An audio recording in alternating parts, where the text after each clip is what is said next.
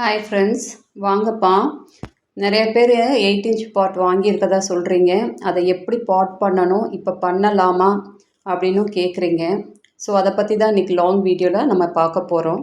So பாருங்கள், இது வந்து 8 இன்ச்சை நான் ஆல்ரெடி இதை வந்து உமியில் எப்படி வளர்க்குறதுன்னு காட்டியிருப்பேன் உங்களுக்கு. ஸோ இதை வந்து நான் கிட்டத்தட்ட ஒரு வருஷத்துக்கு முன்னாடி நான் அப்படியே நர்சரியில் வாங்கிட்டு வந்து 8 இன்ச்சில் வச்சு கொஞ்ச நாள் அப்படியே தான் வளர்த்தேன். ஆர்கானிக் ஃபெர்டிலைசர்ஸ் கொடுத்து தான் வளர்த்தேன். ஒரு ஷெட்யூல் உங்களுக்கு சொல்லியிருப்பேன், அதை கொடுத்து தான் வளர்த்தேன். க்ரோத் வந்து ஓரளவுக்கு நல்லா தான் இருந்துச்சு. ஆனால் ரொம்ப ஸ்பீடுன்னு சொல்ல முடியாது, ஓரளவுக்கு நல்லா தான் வளர்ந்துச்சு. அந்த நர்சரியில் கவரில் வாங்கிட்டு வந்து அப்படியே 8 இன்ச் பாட்டில் உமியும் மண்ணும் கொடுத்து அப்படியே வளர்த்தேன். இப்போ ரீசெண்டாக நான் அந்த சேனல் ஆரம்பித்ததுக்கப்புறம் இந்த சாயிலில் கழுவி வைக்கிறத பற்றிலாம் பேசும்போது நிறைய பேர் கேட்டிங்க, நம்ம எப்படி வந்து இந்த சாயிலை ரிமூவ் பண்ணி நீங்கள் வைக்கலாம் அப்படி இதை காட்டுங்கன்னு சொன்னீங்க. ஸோ அப்போ வந்து நான் மார்ச் மாதம் இந்த 2 செடியை எடுத்து, என்கிட்டயே இருந்த செடி எடுத்து வேரெல்லாம் கழுவி அப்படியே உமியில் வச்சு வளர்த்து காமிச்சேன் உங்களுக்கு. ஸோ அப்போ வந்து வேரெல்லாம் கழுவி வைக்கும்போது 1261 ஹியூமிக் அந்த மாதிரி கொடுத்து ஒரு குழந்தை செடிக்கு என்ன கொடுக்கணுமோ அந்த ப்ரொசீஜரில் தான் இதை வளர்க்கணும். ஸோ அது ஒரு ப்ராசஸே தனிதான்ப்பா. அதாவது இப்போ கொக்கோபீட்டில் என்ன கொடுக்குறோம் அந்த மாதிரி. ஆனால் இதில் வந்து சாயில் மிக்ஸில் கம்போஸ்ட்டு அதெல்லாம் மிக்ஸ் பண்ணியிருக்கலாம். சாயில் மிக்ஸில் எந்த இஷ்யூஸ் இல்லை. கம்போஸ்ட்டு, போன் மீல் எல்லாம் கொடுக்கலாம். அதே மாதிரி பேபி பிளான்ட்டுங்கும் போது 1261 அந்த மாதிரி கொடுத்து இந்த ப்ராசஸே டிஃப்ரெண்ட்டாக இப்படி வளர்க்கணும். ஸோ கொக்கோபீட்டில் நீங்கள் வேரை கழுவி வைக்கும்போது நீங்கள் கம்போஸ்ட் அந்த மாதிரிலாம் கொடுக்க முடியாது. அது கம்ப்ளீட்டாக என்பிகே கொடுத்து வளர்க்குறது, அந்த ப்ரொசீஜர் டிஃப்ரெண்ட்டு. ஸோ நீங்கள் இப்போ வாங்கிட்டு வந்து அப்படியே நீங்கள் அவங்களே தொட்டியில் வளர்த்து கொடுத்துருப்பாங்க செடியை. ஸோ அந்த செடியை நீங்கள் வாங்கிட்டு வந்து அப்படியே எப்படி வளர்க்கலாம் அப்படின்னா, நீங்கள் இப்போ ஒரு ரீபாட் பண்ணவும் முடியாது. கிளைமேட் உங்களுக்கு வெயில் ஜாஸ்தியாக இருக்குது. மழை காலமாக இருந்தால் உங்களுக்கு மழை பெய்யுது, அந்த மாதிரி கிளைமேட் நல்லா இருக்குன்னா நீங்கள் பண்ணலாம். நீங்கள் அந்த மாதிரி கிளைமேட் இப்போ ரொம்ப உங்களுக்கு வெயிலாக இருக்குன்னா நீங்கள் அப்படியே அந்த செடியை வாங்கிட்டு வந்து உங்கள் வீட்டில் உங்கள் தண்ணியை பழக்கி 1 மாதத்துக்கு எதுவும் கொடுக்க தேவையில்லை. அட்லீஸ்ட் 15 நாளைக்கு கூட எதுவுமே கொடுக்க தேவையில்லை. ஏன்னா அவங்க ஆல்ரெடி டிஏபி கொடுத்து தான் வளர்த்துருப்பாங்க அந்த செடியை. ஸோ நீங்கள் எதுவுமே கொடுக்க தேவையில்லை. செடிக்கு சும்மா தண்ணியை மட்டும் கொடுத்து அப்படியே நீங்கள் வளர்க்கலாம். அப்புறம் ஒரு 15 நாள் கழித்து நீங்கள் தான்ப்பா முடிவு பண்ணணும், செடிக்கு வந்து நான் ஆர்கானிக்காக கொடுக்கணுமா இன்ஆர்கானிக்காக கொடுக்கணுமான்னு அது முடிவு பண்ணுறது நீங்கள் தான். ஒருவேளை உங்களுக்கு இன்ஆர்கானிக்னு நினச்சிங்கன்னா அதே டிஏபி அவங்க நர்சரியில் என்ன கொடுத்தாங்களோ அதே ஒரு 10 கிரானியூல்ஸ் 15 days ஒன்ஸ் மட்டும் நீங்கள் கொடுத்தா போதும். வேறு எதுவும் நீங்கள் செய்ய தேவையில்லை. வீக்லி ஒன்ஸ் இன்செக்டிசைட் அதை மட்டும் நீங்கள் கொடுத்து வளர்த்திங்கன்னா ஆஸ் இட் இஸ் நர்சரியில் எப்படி வளருதோ அப்படியே உங்களுக்கு அந்த செடி வளரும். அப்புறம் நீங்கள் மழை காலத்தில் உங்களுக்கு அதை ரீபாட் பண்ணணும்னாலும் பண்ணலாம், இல்லை நான் இப்படியே வளர்த்துக்கிறேனாலும் வளர்க்கலாம். ஸோ இதை ஆர்கானிக்காக வளர்க்கணும்னு நீங்கள் முடிவு பண்ணிங்கன்னா இந்த 15 நாள் கழித்து நீங்கள் ஆர்கானிக் ஃபெர்டிலைசர்ஸ், நான் ஆல்ரெடி ஒரு மிக்ஸ்டு ஃபெர்டிலைசர்ஸ் உங்களுக்கு கொடுத்துருக்கேன், அந்த ஃபெர்டிலைசர்ஸை கொடுத்துட்டு நீங்கள் அதை அப்படியே கண்டினியூ பண்ணலாம். வேறு எதுவும் கொடுக்க தேவையில்லை. அந்த ஷெட்யூலை நீங்கள் ஃபாலோ பண்ணி அப்படியே நீங்கள் அதை கொண்டு போகலாம். ஸோ என்கிட்ட மிக்சட் ஃபெர்டிலைசர்ஸ் கூட இல்லை, நான் எப்படி வளர்க்கணும் அப்படின்னு நினச்சிங்கன்னா இந்த கிரானியூல்ஸ் கிடைக்கிது, என்பிகே கிரானியூல்ஸு, அவங்களே எல்லாமே கலந்து கிரானியூல்ஸாக வச்சுருக்காங்க. ஸோ நீங்கள் அந்த மாதிரி வாங்கிட்டு வந்து அதை 15 daysக்கு ஒரு ஸ்பூன் நீங்கள் வந்து செடிக்கு கொடுத்தாலே போதும். வேறு எதுவுமே செய்ய வேண்டியதில்லை. ஜஸ்ட்டு ஸ்ப்ரேயிங் மட்டும் மைக்ரோ நியூட்ரியன்ஸ் ஒரு 10 days ஒன்ஸ் இல்லை வீக்லி ஒன்ஸு அந்த ஷெட்யூலில் நீங்கள் ஃபாலோ பண்ணிவிட்டு மிக்ஸ்டு ஃபெர்டிலைசர்ஸ்க்கு பதிலாக அந்த கிரானியூல்ஸை மட்டும் நீங்கள் செடிக்கு கொடுத்து வளர்க்கலாம். அது ஆர்கானிக் ஃபார்மில் அப்படியே நீங்கள் பண்ணலாம். ஸோ நீங்கள் எப்போ வேரை கழுவுறீங்களோ, வேரை கழுவிட்டாலே அது வந்து பேபி பிளான்ட்டு, அது வந்து வேரை கழுவி வைக்கிற ப்ராசஸே வேறு. அப்போ தான் 1261 கொடுக்கணும். நம்ம இந்த பிளான்ட்டுக்கெல்லாம் 1261 தேவையே இல்லைப்பா. 1261ங்கிறது வந்து ஒரு பேபிக்கு கொடுக்கக்கூடிய ஃபீடு தான். ஸோ அப்போது நீங்கள் என்ன பண்ணணும், வேரெல்லாம் கழுவி இப்போ கொக்கோபீட் சீரீஸ் 1 பண்ணுறேன் பாருங்கள், அதில் நான் எப்படி கொண்டு போகிறேன் அந்த மாதிரி நீங்கள் கொண்டு போகணும், வேரை கழுவி கொண்டு போகிறது. ஸோ இந்த செடி பாருங்கள், காஷ்மீரி ரோஸா, இதெல்லாம் ஒரு குச்சி மாதிரி தான் நான் அந்த ஜிடிஎஸில் வாங்கினது, ஆஃபரில் வாங்கினது. ஸோ இதை வந்து நான் வந்து ஒரு 4 இன்ச்சு அந்த கொக்கோபீட்டில் தான் வளருது. இது 1 வருஷம் கூட ஆகலை. 4 இன்ச்சு, அப்புறம் 8, அப்புறம் 10, இப்போ ரீசெண்டாக 14 இன்ச் பாட்டில் ரீபாட் பண்ணியிருக்கேன். மரமாட்ட வளர்ந்துருச்சு. ஸோ வேரை கழுவி வைக்கிறதுல பெனிஃபிட் இதுதான்ப்பா. உங்களுக்கு அது 1 வருஷத்துக்குள்ளே மரமாட்ட வளர்த்து கொண்டு வந்துடலாம். சப்போஸ் நீங்கள் வேரை கழுவாமல் நீங்கள் வச்சிங்கன்னா அந்த செடி பூ பூக்கும். ஆனால் க்ரோத் வந்து ஸ்லோவாக தான் இருக்கும். நீங்கள் தான் முடிவு பண்ணணும் எப்படி அதை வளர்க்கணுங்கிறது. இன்னொன்று எல்லாருனால வேரை கழுவி வைக்க முடியாது. அதுக்கு ஒரு ப்ராக்டிஸ் வேணும்.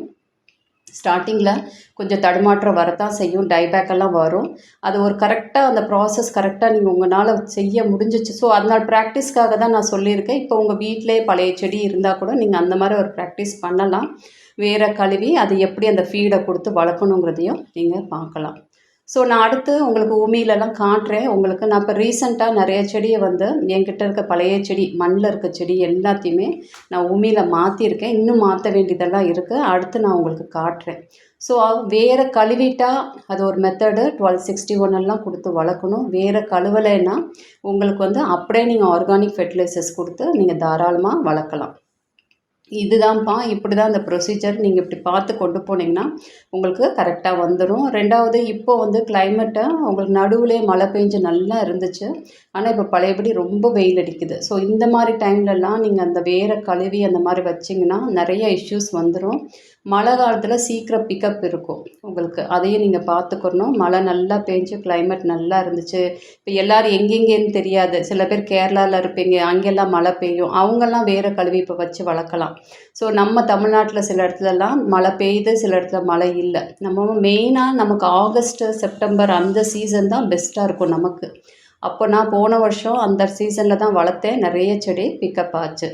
ஜஸ்ட் இதை காட்டுறேன். இது வந்து 14 இன்ச் பாட்டு காஷ்மீரி ரோஸ் என்கிட்ட நான் 400 ரூபாய்க்கு ஒரு நர்சரியில் வாங்கினேன்.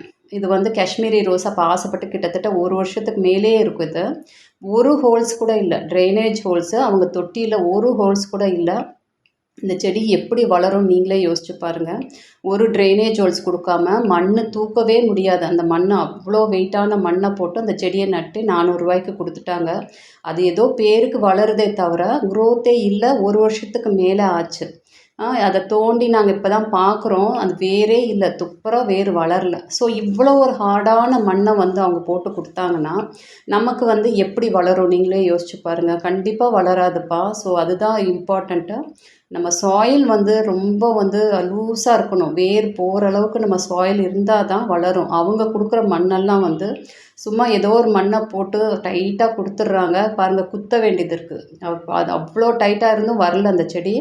ஏன்னா ரொம்ப நாள் 1 வருஷத்துக்கு மேலே ஆச்சு, க்ரோத்தே இல்லை. ஸோ இப்போ எல்லாம் உமியில் ரீபாட் பண்ணலாம்னு சொல்லிட்டு பார்க்கும்போது பார்த்தா எங்கேயுமே ஹோல்ஸ் இல்லை. இப்படி ஹோல்ஸே இல்லைன்னா எப்படி அந்த செடி வளரும்? தண்ணி தேங்கும், டைபேக்கை நோக்கி போகும். பாருங்கள் எப்படி இருக்குது. வேரே இல்லை, ஒரு வெறும் மண் தான் இருக்குது இந்த செடியில். நல்லா காட்டுறேன் பாருங்கள். வேர் வளர்ச்சியே இல்லை. இப்போ நான் ரீசெண்டாக உங்களுக்கு கொக்கோபிட்டில் வந்து ரீபாட் பண்ணி காமிச்சிருப்பேன். எவ்வளோ வேர் இருந்துச்சு பாருங்கள். அதோட க்ரோத் எப்படி இருக்குது. இப்போ இந்த செடியை பாருங்கள். இது வந்து கொக்கோபிட்டில் வளர்க்குற வேரை கழுவி வச்சது. இது வந்து 1 வருஷம் ஆகலை, மரமாட்டம் இருக்குது, காஷ்மீரி ரோஸு. ஆனால் அந்த செடி 1.5 வருஷத்துக்கு மேலே இருக்குது. அப்படியே தான் இருக்குது. அவங்க கொடுக்கும்போது அவ்வளோ பெருசு இருந்துச்சு, இன்னும் அப்படி தான் இருக்குது. அப்போக்கப்போ பூ பூக்குது போகுது. ஸோ அதுதான்ப்பா, வேரை கழுவி இந்த மாதிரி தான் இருந்துச்சு. இந்த அளவுக்கு தான் குச்சியே அவங்க கொடுத்தாங்க.